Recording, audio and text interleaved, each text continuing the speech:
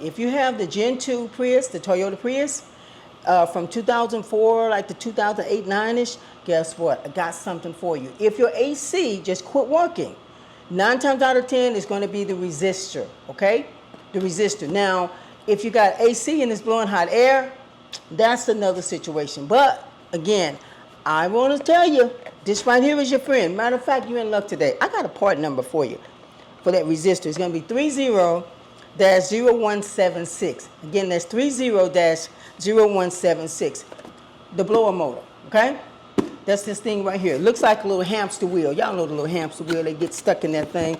We're going around in circles. This is the other part that's going to be connected to that, all right? So, because I need y'all to stay cool. It's too hot. It's too hot. So, again, we're talking about that Gen 2 Prius, right? Between 2004, maybe like 2008 and 9 on that note. And I'm also, you in good luck today, I'm going to give you another part number. Watch this.